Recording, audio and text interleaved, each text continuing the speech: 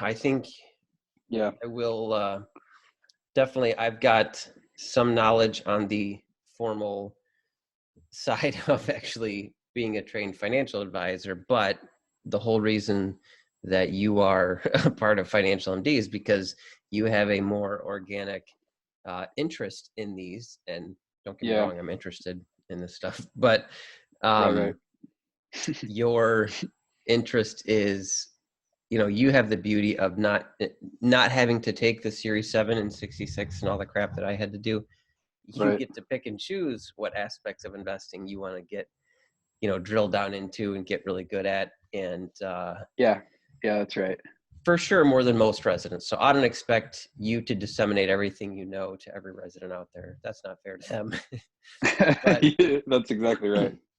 but I think you're down to earth enough to be able to say, hey, if I had to give kind of Dave Ramsey style advice, because we go back and Yeah. forth on Dave Ramsey. We agree with a lot of his stuff in general, for Hmm. sure. Right. But we Yeah. also understand Dave Ramsey's advice is for the masses. And so Yeah. when we have residents or young physicians come to us and say, well, Dave Ramsey said this, what do you think of this? And I say, well, sure. But the whole point of Financial MD is that everyone listening to this podcast is going to be doctors are in a unique financial situation. So I don't think all of Dave Ramsey's or all of Susie Orman's or all of whomever's advice is going to apply Hmm. to everybody, let alone physicians, hence the point of making Financial MD in this podcast. So we're going to give you Right. guys some tidbits. The whole point of Financial MD is to give information that can be useful at any point in your career, even if you're in training. So a lot of the stuff we're going to talk about today, I want it to be hopefully you guys walk away listening to this, getting just a few, even one or two tips that you can say, hey, I'm going to implement that. And the 65-year-old me is going to thank me. Hmm. So I don't know, Trevor, where would you start? Yeah, I'd say a big picture, and just in terms of like investing, like what is investing, I think the big picture is often sort of addressed maybe at the end, or for me, I've been kind of finally getting the big picture of investing after reading the little bits and pieces. Like I started with the details almost, like what's an IRA, what's a Roth IRA, what are the differences, how do I contribute to retirement accounts, and then those are like, that's kind of the meat, like retirement accounts is the meat of investing for most American doctors and most Americans in general. Right. So the question is like, it's like that's the meat and then everything else. And there's a lot of other products. There's a lot of other ways to quote unquote invest. But the big picture philosophy is like, how do I use the money that I've earned? Tax strategies, how do I like keep the most of my money? Like I earn the money and then how do I keep the most? And then like from what I keep, how do I make it grow the most? And how do I keep it as it grows? How do I keep it from going down and mostly going up? I mean, to me, that's investing. And then you're picking things that are worth having so that other people want to buy them too. That's how things go up. Or you're picking things that grow in value, not just because other people want them to, but because they produce something, they create something. So that's where like stocks come in. Like companies make something, people buy it, so it grows, and then it's worth more money. So we're trying to take the money that we have kept, and now we are trying to grow it. I mean, that's what investing is. And then we want it to be there when we need it. Yep. So there's short-term investing and there's long-term investing. Short-term investing has a goal of being available sooner, and then longer term, you're going to need it. Longer term usually means when I retire. Right. And if you don't have that money when you retire, unless you can keep working through that period, you're going to be in trouble. So it's, it's serious business, but I mean, I got into reading about it because I think it's fun too. So figuring out what is valuable and why it's valuable to me is like a very interesting challenge, and it's one of my most dynamic things. There's a million different experts on one stock. You could take Tesla being like one of the hottest ones, right? Right. anyone who has a Robinhood account, it's like a free trading app. Anyone who has a Robinhood account has probably owned Tesla at some point, because Yep. it's like, it's a That's hot why they stock, got the retail app investors, probably, and then like right? non-professionals. Yeah, yeah, right. Actually, that's exactly true. I totally agree with that. Hmm. Um, so, but there's a million different opinions on Tesla, and I first bought it in 2014. I'm currently, one of those disclosure things. I don't have any right now. I wish I did. I sold it on the way up really early, Yeah. but I've had it on and off since 2014, back when people said it was going to zero, every 3 months, every quarter, Yep. someone was saying it was going to zero. Hmm. And now there's, a few outside people that say, like, in the next decade, it's going to be the most valuable company in the world. And that's why investing is fun. It's interesting. If you're right and you bet, an appropriate amount, it's not truly a bet, but if you invest an appropriate amount and you're right, it can change your life, and it doesn't Yep. have to be risky on a scale that hurts you. Right. So that's my big picture perspective on investing. So Yeah, that's yeah, a great what way are to your explain thoughts? it and describe it, because that's exactly right. Like, no matter what you're investing in, I think you described it well, that there's a few concepts, and I think this covers probably you could describe financial planning in general. It's, you know, making enough money, keeping enough money, investing enough Yeah. money, Hmm. because we always say that when we talk about, oh, well, my stock, I'll talk to somebody who says, oh, I got this investment and it made X, or it grew this much or whatever. And then I say, okay, well, that's all well and good, but you want to cash that out right now, you're going to have to spend 15-20% in capital gains taxes or whatever. So it's really this. So we have this Right. concept of, it's not what you make, it's what you keep. Yep. That's why we may talk about investing and things like that, but I think an equal amount of the conversation has to be about taxes and fees and all those other things. I always, I when I'm doing totally my agree. resident seminars, and you've probably heard me do this at a dinner, where I say, what are the two biggest drags on investment performance? And it's taxes and fees, Hmm. depending on the account, obviously. But the those are things that doesn't matter what the investment is, those things apply in some way, shape, or form. So it's not what you make, it's what you keep. It's, it's not what you keep, but it's how you grow it and how you invest it, Hmm. and where it's invested and all those kind of things. And then I love how you framed that. You've got to buy something that somebody else is going to want again at some point, and hopefully more than Right. they want it now. Hmm. And um, for most of the people listening to this, it doesn't mean like, okay, do a ton of research into the individual stock that you're going to buy, because most people aren't going to Right. buy stocks, or if they are, it's not going to be a big part of their retirement portfolio, hopefully. Right. Um, Yeah, and it's smart not to do that. It's safer. I think I've done a little bit of trading myself, and if it's taught me anything, it's uh, keeping your capital, keeping the money that you use to try to make more money, it's both the most important and the most challenging part of investing, because potentially the bigger you invest in something, the more you make. yep. And anytime something is really successful, you never invested enough, and anytime you lose money, you always invested too much. Yep. Like, that's how it feels 100% of the time. So, creating a plan and sticking to it is the key. This is all still big picture stuff, but keeping the money you have is almost more important than the performance, but not to the detriment of your growth. Yeah, So I holding it mean, in cash is not a great plan. And pretty much anybody would agree with that, especially when, do you know this? I looked this up. 22% of the US dollars in circulation right now were mhm, created this year. 22% of that's all US crazy. dollars. Boy, Yeah. with the, And the I was ramifications like that reading has up. for inflation and everything, like, that's Yeah. crazy. Yeah. I, Um, I like looked it up. You can look it up, like on one of the government, like, Federal Reserve websites, like how much is in circulation, how much is printed this year. Because yep. you can just look at 2019 versus 2020. It's a 22% increase. So it's not even, I was like, this has got to be fake news. Like, that's too high. But no, it's the real deal. You're talking about printed cash, or just anything in cash or money markets or derivatives like that? That's a good question. I think it's it's probably printed cash, to Hmm. be honest, how much they printed, because there's no way it's the total amount of US dollars out there. So No, I figured you meant the GDP went up 22%. Like, whoa, that's that would be that's nice. I think maybe, that's yeah, down maybe since quite a March or bit. April, but yeah. Yeah.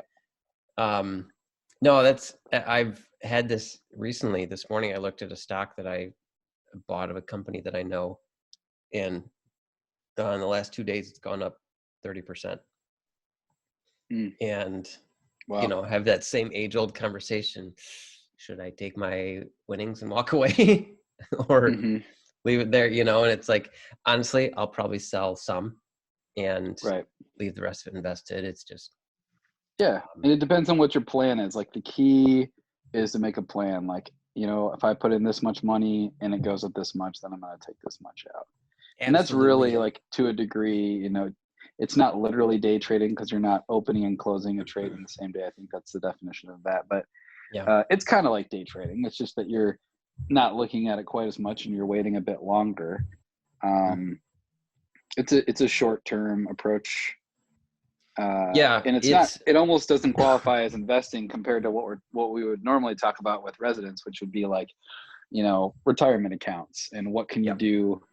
What is a retirement account and what can you do with the funds inside of it? Because even that's a mystery to people. They might put, a few grand into a Roth IRA every year for residency, and that's a post tax. So all the Hmm. growth that you get in a Roth account, that's pretty much the only difference, right? Between a Yep. regular IRA and a Roth IRA is that you've already paid the taxes. You contributed with the money that you already paid taxes on. So then it's a limited amount. You have to. The only way to contribute to that is if you make less than, what is it, 135,000 for single and some sort of combination in the 200 or 300, Yep. I think, when you're married. Yep. Regardless, it changes a little tiny bit every year, and you can always look it up on the IRS website. But yeah, so you put a little bit of money in there, and it's like, what can you do with it? Well, you can't just put it in; it doesn't just start growing.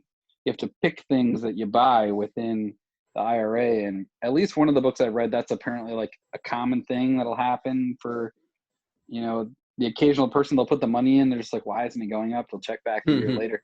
They missed a whole Yeah. year of growth. They just deposited in there. They just assumed somebody was making it grow, but you have to actually buy specific funds when you invest. Some companies will set it up automatically. You have to pick one when you open the account, but most of them will not, or Vanguard necessarily will not. And some of the lower fee ones are a little more hands-on, so you have to pick your own, either a retirement fund, or Right. you can buy specific stocks. But generally, buying a group of stocks is the approach of either a mutual fund or a retirement account. Yeah. And that's probably Yeah. where step one is for if you're a resident, you're listening to this and you're making $50,000 a year and you maybe put your spouse to work so you can get a little more income, but somehow you found a little bit of surplus and you're ready at that point. Because before any of these tips or advice or anything, and we talk about investing, we've got 4 different steps in the roadmap for residents. And the first 3, none of those first 3 are investing. Investing is the 4th one. The first one is cash flow, getting a handle on what's going in and what's going out. Step 2 is getting your safety net right, your emergency fund and your insurance. Step 3 is getting a handle on your debt, whether you need to knock out some credit cards or refinance your student loans, which we talked about in other shows. But those 3 things have to happen before you get to what we're talking about today with investing. So get those in order, get your house in order there. And so if you're at that point and you're listening to this, then it's like, yeah, usually the next step is Roth IRA. And it's that because, like Trevor was saying, this is the only time in your career, or the last time in your career, when you'll be able to put money directly into a Roth. And we can go into backdoor Roth and how that works. And a lot of my in practice physicians do that.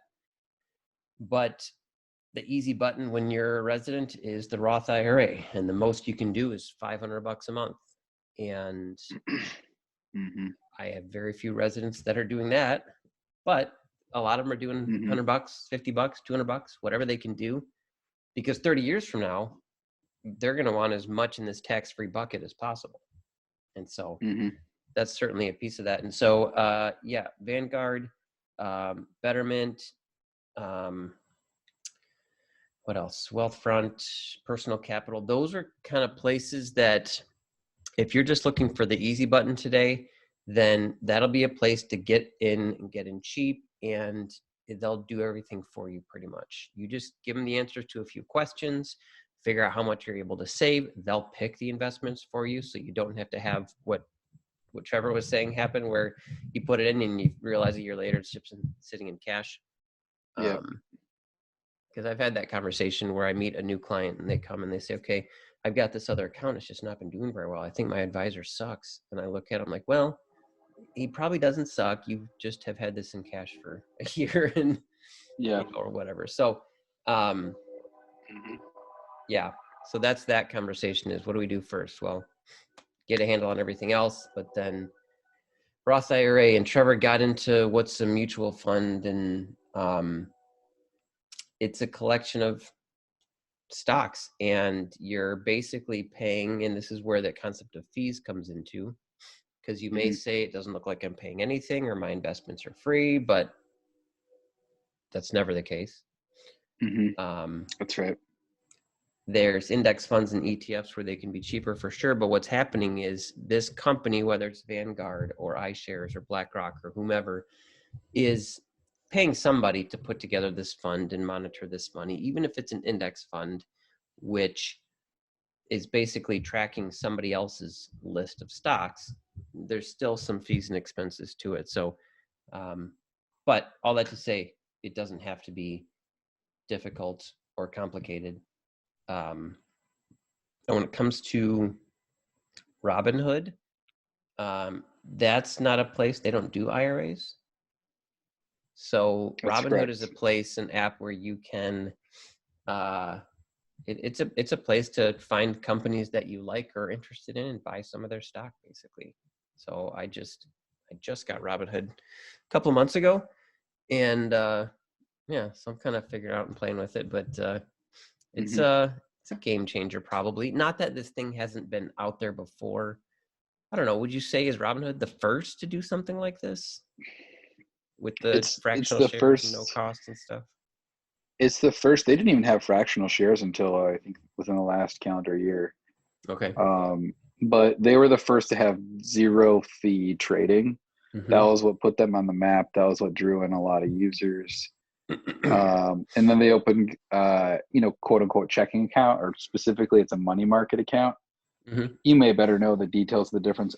Basically, a money market account, as I understand it, is essentially the same as a checking account, but it's typically in the past is sort of like a holding of actual some sort of share where they guarantee you some sort of growth percentage. Because like Vanguard has a money market account, and you get between like 0.4 and 0.8% on it.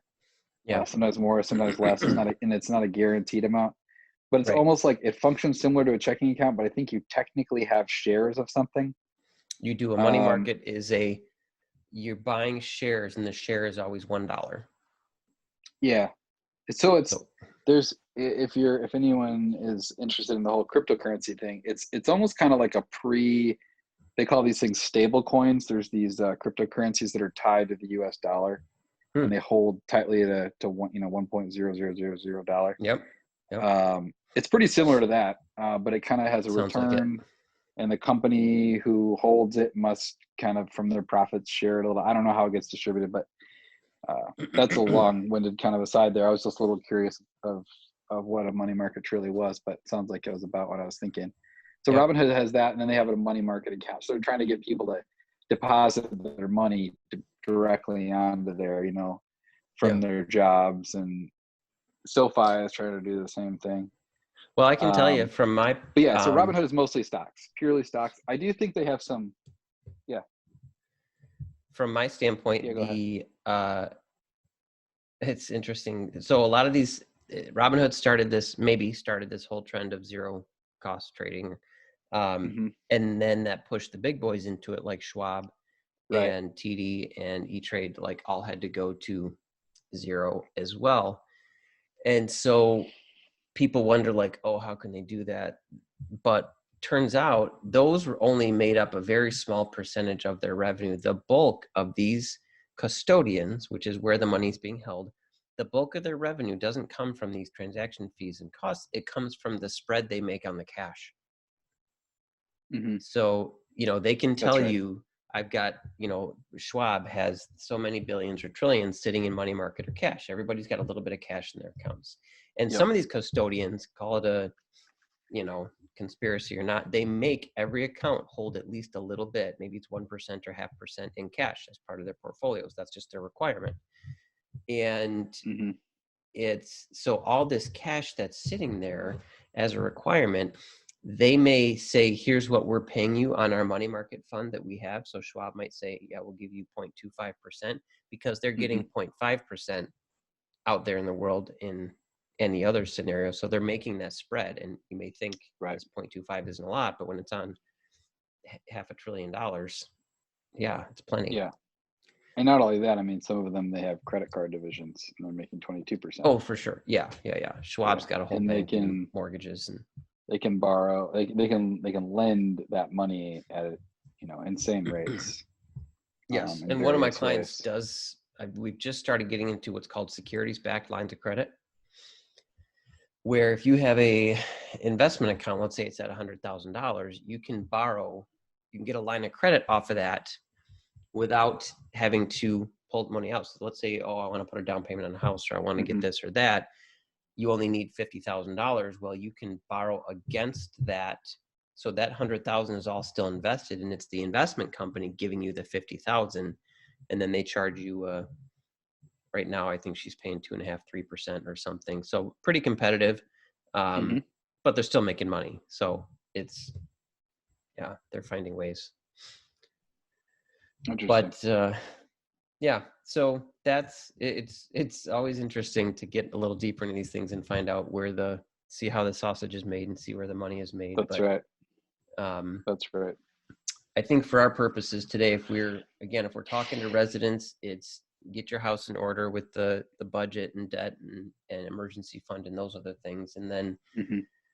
it kind of ties into the budget conversation. If you say, well, I'm ready to start a Roth IRA, well, then the question becomes, okay, well, how much? Because then that goes to the budget. You've got to figure out, obviously, how much to save Mm-hmm. first. And like anything, whether it's building your emergency fund or building your Roth IRA, it's always better to start with something Mm-hmm. versus say, ooh, I can't afford $100 right now. Well, that's fine. Like do 25 bucks or do 50. Mm-hmm. And then we used to always have this thing where on your birthday, double it and then give it, it's like a little birthday present for yourself. And then you'd be surprised what happens in 4 years by the time you get to the end of residency and you've got this little bucket of money. Yeah, that's a great approach. I like that. I mean, that's what I did. I was putting in like $100 a month to my Roth IRA, which Mm-hmm. was like it was enough that I was, feeling it, which is not going to be the case later in your lives, but you're putting away enough that you're feeling it just a little bit, and if you stop doing it, you have some extra money. Mm-hmm. So it's important to you at the time to put that money away, and it develops a good habit. But it doesn't keep you from like enjoying, your life and doing fun things and having enough money for restaurants or whatever. Um, so yeah, it's a healthy amount, and some people can do more, some people can do less. There are people out there listening who I'm very jealous of that didn't have to pay for medical school, or somebody else paid for them. And if you're one of those people, I mean, yeah, you should be maxing out your Roth IRA for sure. Right. You could definitely afford $500 a month going into Roth IRA, unless you're probably even if you're like living and working in New York City, because you get paid a lot more as a resident there. In most programs, not all the fellows do, but No. you should be making enough money pretty much wherever you are to be middle class. And the government designed these programs for the For the middle 25th to class, right? 50th percentile of at least the middle class. So like, if you can't put that money away now and you don't have any loans, like you're in big trouble for the future, to be honest. So Yeah. that's where you probably want to hire a financial advisor ASAP to try to figure out, what's going on. I don't want to wake up when I'm 45 and have nothing in retirement type situation. Yeah. But yeah, $500 a month is doable. my payments, and even until I refinanced, were enough that like there's no way I could have been doing that. But most people are deferring now.